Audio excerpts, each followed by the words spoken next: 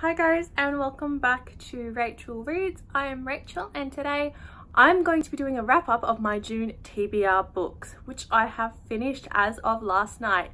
Yay! Ooh, ooh, ooh, ooh, ooh, ooh. That was kind of lame. So I gave myself to the end of June to finish these books, and it is currently the 24th of June, so I finished them almost a week early, which is great. I think I started on the 12th of June, so I've smashed out these 6 books in 6 days. No, these 6 books in 12 days. That sounds better. So without further ado, I'm going to quickly talk about each of the 6 books that I read, give you my thoughts and my opinions, and then I'm going to rank them from best, like my favorite, to my least favorite. So the first book that I read out of this group is The Woman in Darkness by Charlie Donlea. I gave this a 4 out of 5 stars on Goodreads, and I really enjoyed this book. It's about a woman named Rory Moore, and she is a forensic reconstructionist. So she recreates crime scenes by using details that have been left behind. After the death of her father, Rory, who is a non-practicing lawyer, is asked to wrap up all of his cases by the judge because she is technically a part of his legal practice, and she is given the job of dealing with the parole of an inmate. Now this inmate is thought to be a serial killer known as the Thief, except he was not charged with all of his alleged killings. He was only charged with one killing, that of a woman named Angela. Angela was special because she is the woman that actually pointed the finger at the thief. And I'm not going to tell you who the thief was because that's one of the twists in the book. So the thief was convicted of killing Angela back in the late 1970s, and he has served his sentence and he is now up for parole. Now he has been continuously denied parole over and over again, but he's finally gotten parole, and Rory needs to deal with that process and get him prepared for life on the outside. So that's a general summary of the plot. So the story is told in 2 timelines. We have For Now, which is told in 2019, which is Rory's experience investigating the crime. So she becomes obsessed with Angela and she wants to figure out what actually happened to Angela because her body was never found. And it's also told in the secondary timeline of 1979 to 1981, which is when the thief was active and then when he was being tried for Angela's murder. So these 2 timelines work really well together to slowly build up suspense, and they lead to some big reveals. Some of them are really surprising, some of them are less so, but whether you predict the surprises or not, I think it was still a good story. So what's interesting here is the 2 main characters, I think. So we've got Rory and we've got Angela, both female characters, and both are on the autism spectrum, which is really unique, I think. I think the author does a really good job at creating these characters and making them relatable, but still showing the intricacies of their autism. And I really enjoyed reading about how these 2 women who were separated by about 40 years, how they both go about piecing together a mystery. It's really, it's really interesting to read about, and this is one of the reasons why I wanted to keep reading. So in terms of who the thief actually is, you're given 3 really plausible suspects.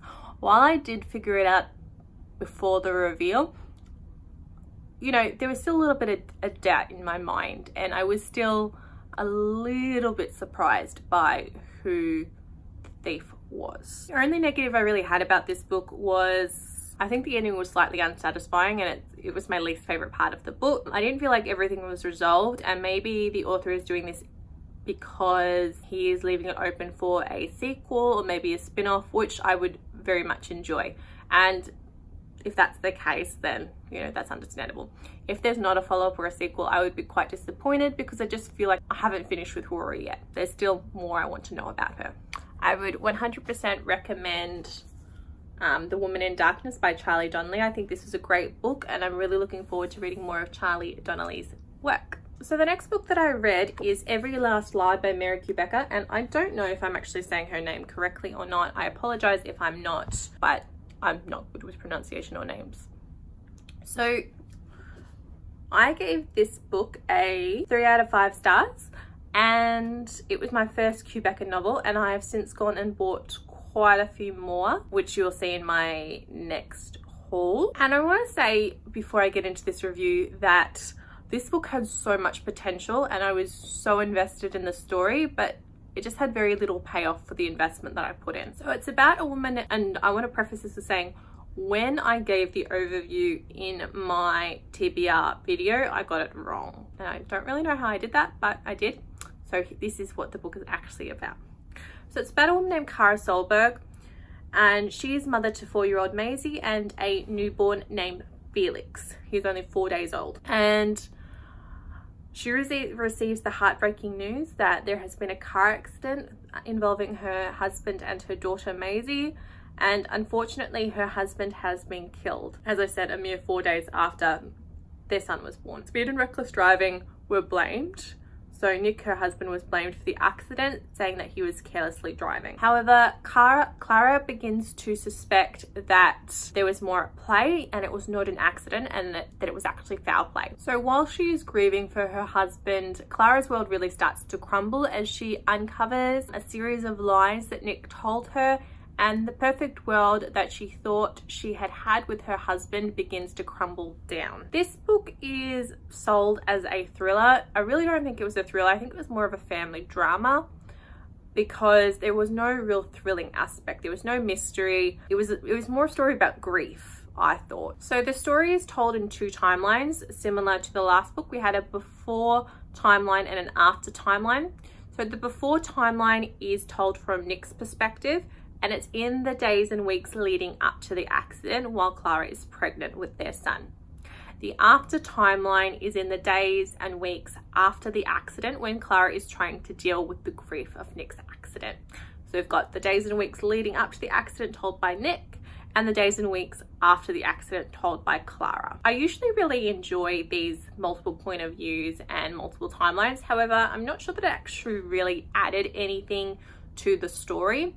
I think that by having Nick's perspective there, it almost ruined Clara's discoveries of his secrets, because we knew that they were coming and we knew what to expect. I think I would have preferred just to have Clara's perspective and her trying to come to terms with his secrets and his lies in her own way. I think that that probably would have been more enjoyable for me. One of the problems that I had with this story is that I didn't like either of the main characters, and while this, you know, this isn't unusual, there are quite often times when I don't like characters in the book. I think that this was a problem in this story. I found Clara to be naive and selfish.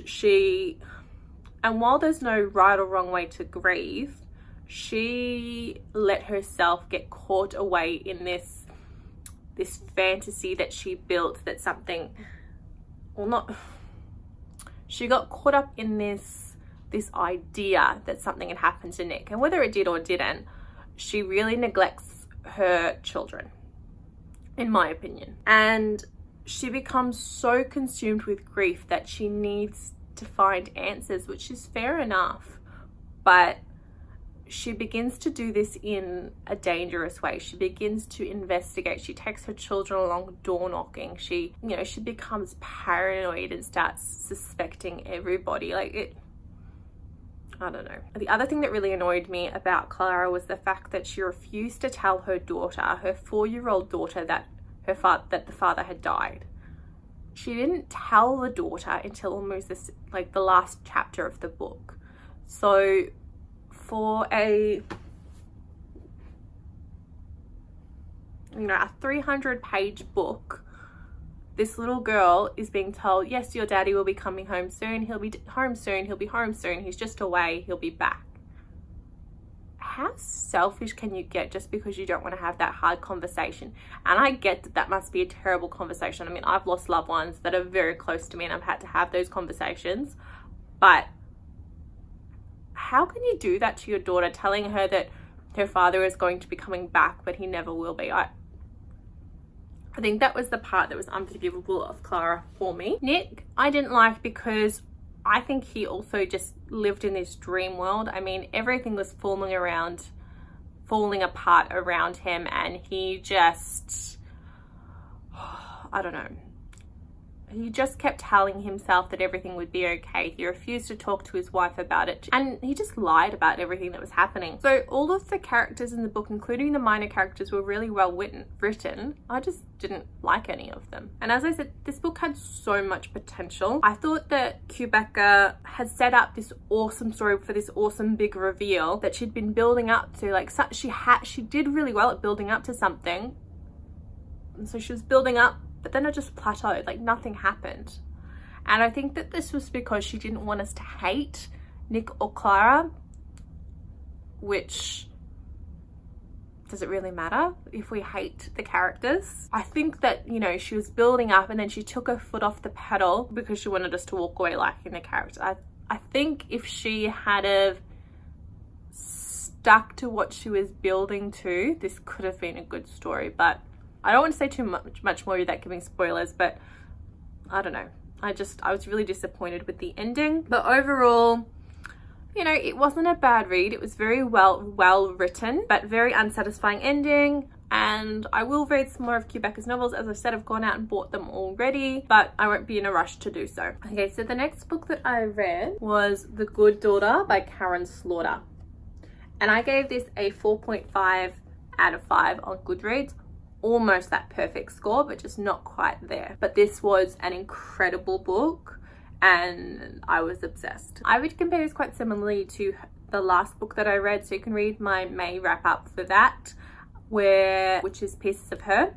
So The Good Daughter just starts out with jam-pack action. Like that first 50 pages or so was just go, go, go, go, go.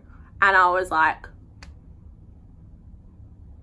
I couldn't believe what I was reading. I purposely started reading this in the morning instead of the night before because I knew that if I started reading it, I wouldn't be able to put it down and I wouldn't get any sleep. So that's why I started reading it in the morning instead of the previous night. So before I even began chapter 1, so there's like almost like a prologue, but not quite.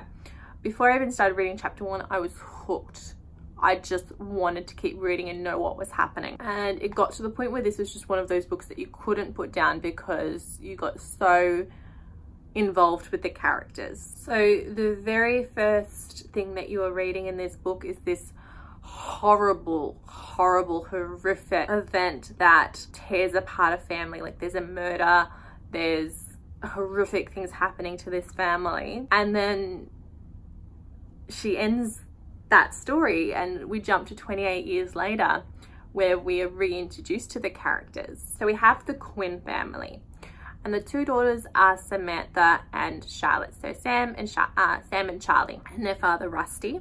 So their mother was murdered 28 years ago, as I alluded to a moment ago. Their mother was murdered and now we are thrown into another horrific situation. So Charlie finds herself in the middle of a school shooting and she's one of the first people on scene. And she decides that she would like to defend the school shooter. So the school shooter is a intellectually disabled girl and her motives for the shooting are very much unclear. Her victims are very random. And this tragic event slowly starts to bring this family back together. So Samantha hasn't returned to the town where this happened since she left for college about 20 years before. So I'm really not doing this justice. So this book is not for the faint-hearted at all. It deals with some really confronting issues. So the first couple of pages are full with blood and gore. But Slaughter does this well. She does it in a way that's necessary. So she needs to communicate the horror of this event, but she doesn't overdo it. However, you know, if you're a bit squeamish, maybe don't read this one. So this book does deal with murder.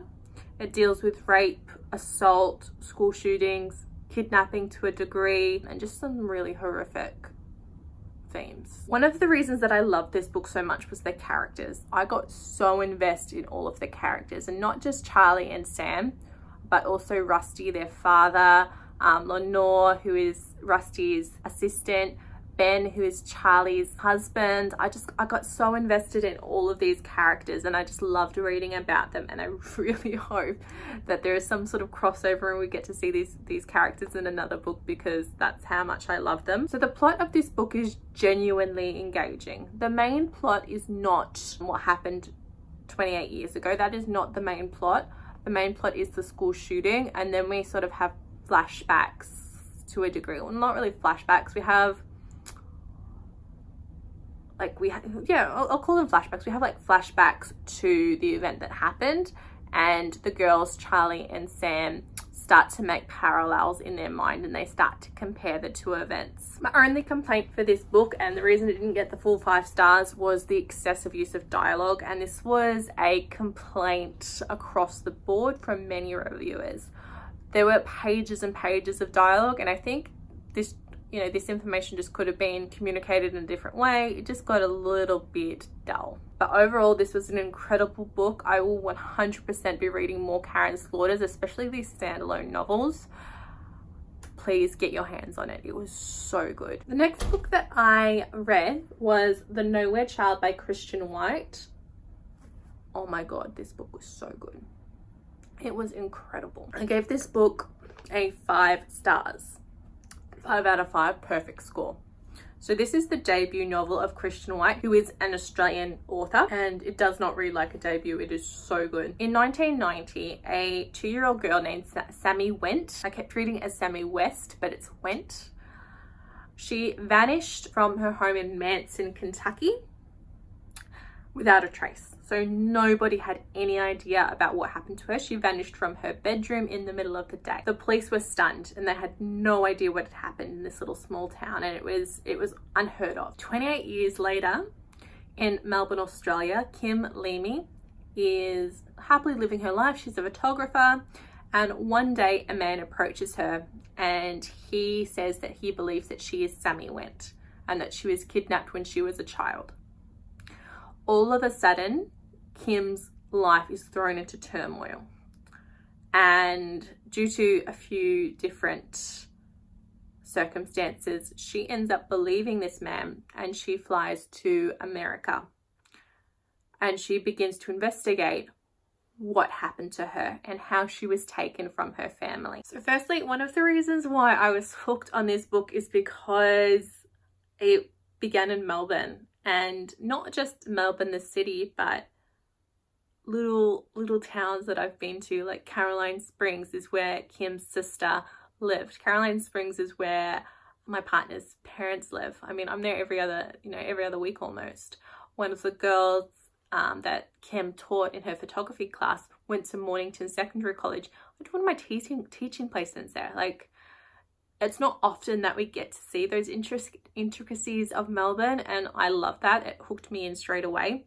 But if you're not from Melbourne, and that doesn't interest you, it's a very tiny part of the book, and it probably won't mean anything to you. But if you are from Melbourne, those things might just make you smile like they did for me. So this book is also told in 2 timelines. So it's told in a now and then. The now timeline is taking place from Kim's perspective, and that is taking place after she has been told that she could be that she is Sammy Went, and her investigation. So that is what is happening in the now timeline.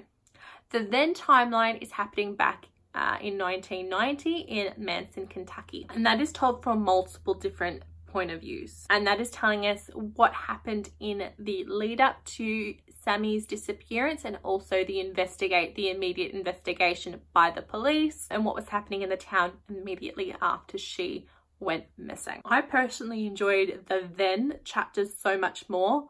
I loved reading about the different characters in Manson, Kentucky. I was really invested in some of these smaller characters, and I think that Christian White just did such a good job at creating this town and creating these characters. All of White's minor characters were so purposeful and thought out that you know, they really added something to the story. I particularly enjoyed the chapters that were told from the perspective of Becky, Patrick and Jack. I did find Kim's character, so the main character, I didn't enjoy her as much as the minor characters, and I found the present characters or the characters in the now story slightly one-dimensional, and I think maybe White focused more on the then characters a little bit more, and he really focused on this story, which I will forgive because it was that good. There were several surprises in this novel. Most of them I did find truly surprising and I didn't expect them. Some of them I did see coming, but I was not disappointed at all. Particularly the end reveal. I thought I had figured it out. I thought I had everything sussed out, but I was wrong. And I was pleasantly surprised. This book also has a church. So it's called the Church of the Light Within, I believe. I could be wrong on that. And it's more of a cult, I would say. It's painted as a Pentecostal church, and but I think it was more of a cult, to be honest. But I did really like reading about this. I didn't know that snake handling was a religious practice, and I'm really interested to learn more about this. And I think that's something that is the epitome of a good book, when you read something and you're interested and you want to go and read more about it. And that's, you know, that's what I enjoyed.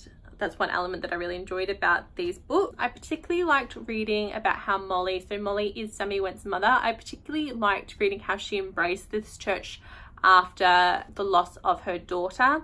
And also, so she was suffering quite severe postnatal depression after the birth of Sammy, and she got very involved in the church during this process. And it was really interesting to read how the church was a comfort for her during those difficult times. My one complaint for this story would be that there were a couple of characters, specifically Sammy Went's older sister, that went through a dramatic change between the 1990s story and the current story, and I don't think that there was enough in the plot to actually explain that change, and that was probably my one complaint. But it was so minor that, you know, I really don't mind. This book was so good. I'm so excited to read anything else that Christian White produces.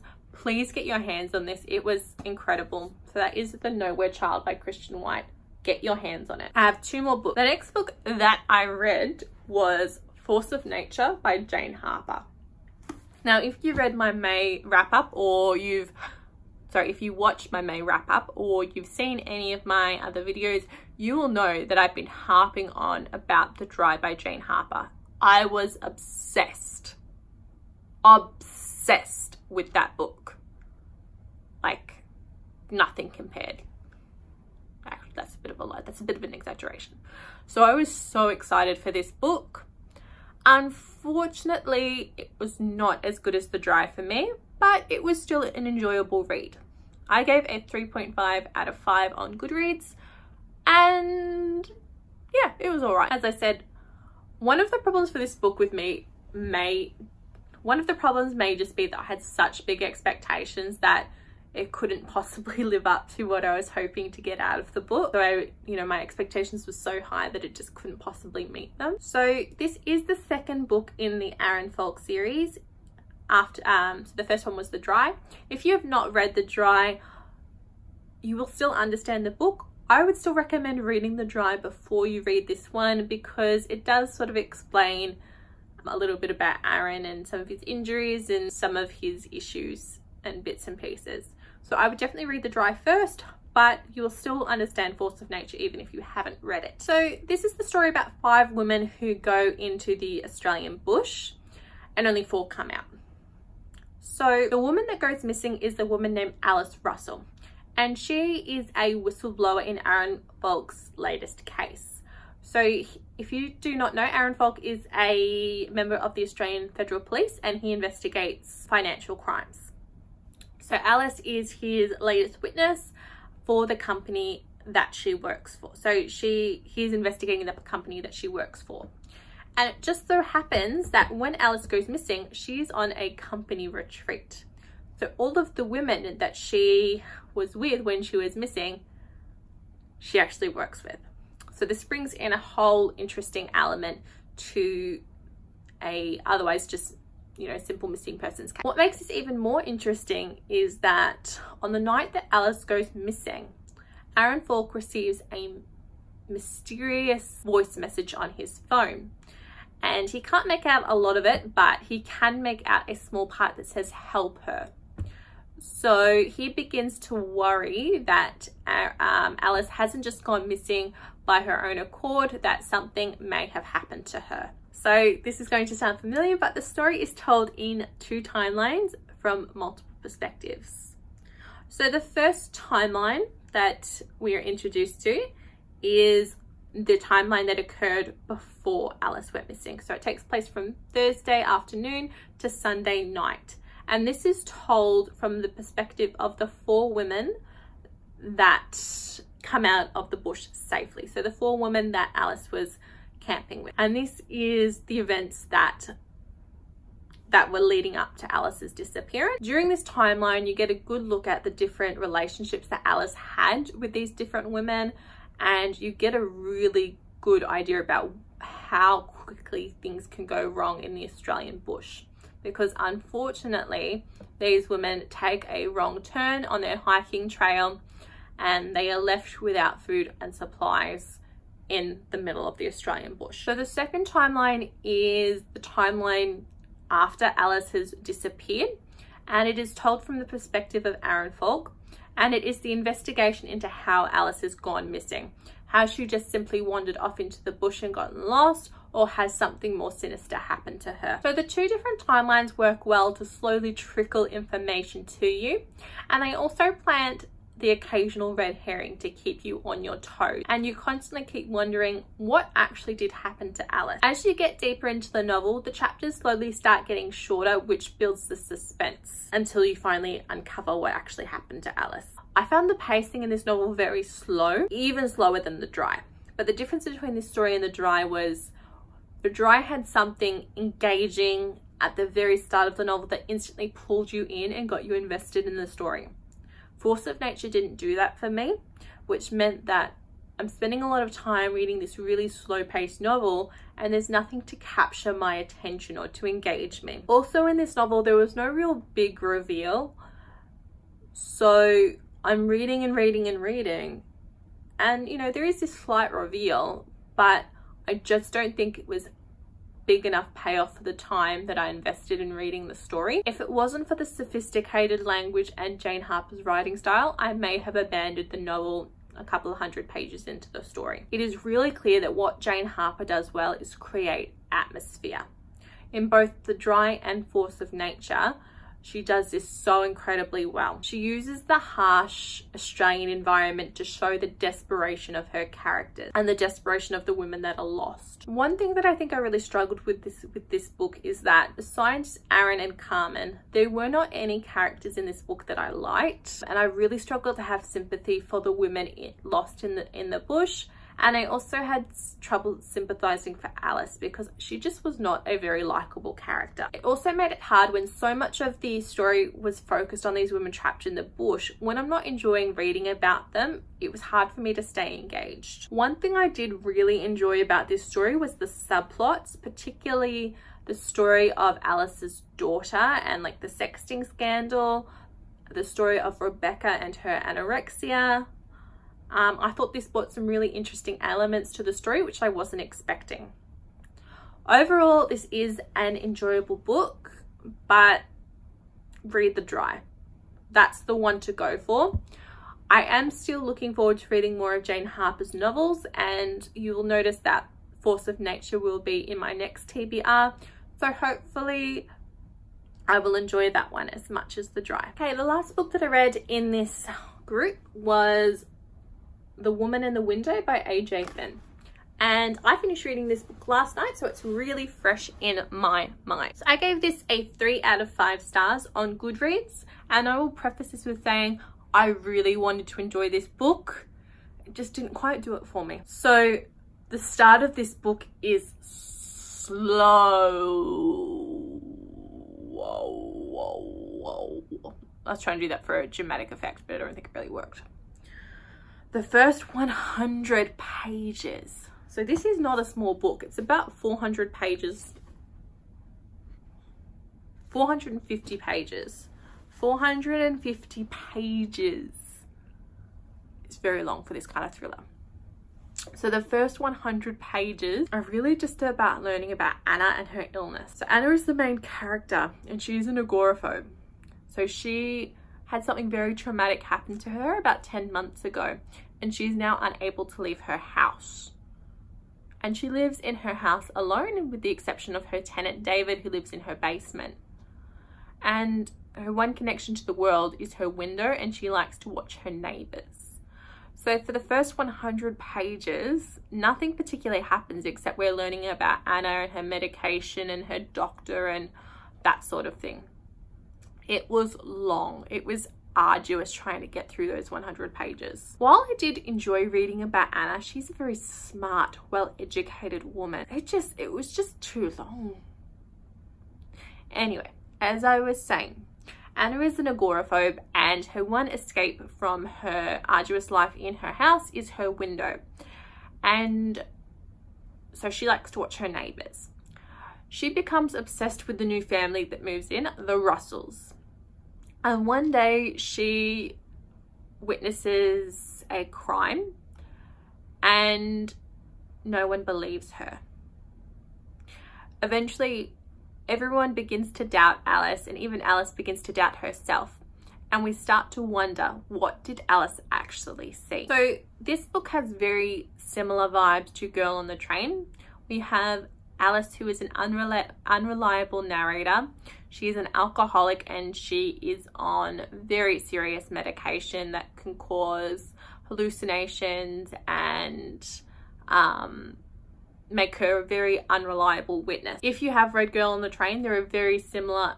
There are many similarities between Anna and the protagonist of Girl on the Train. I didn't find this book particularly interesting. I didn't find it anything new or unique. Many of the twists were predictable and unsurprising, and the ending was so abrupt and unsatisfying that I was wondering why I had invested, 400 pages when I get a 20-page conclusion. If this book was 100 to 150 pages shorter, I probably would have enjoyed it a lot more, but it was just too long. It was very well written, and overall I would count it as a success. However, I probably won't be rereading it anytime soon. And that was the end of my reviews. So if I had to order these books from favorite to least favorite, give me a second and I'm going to do that.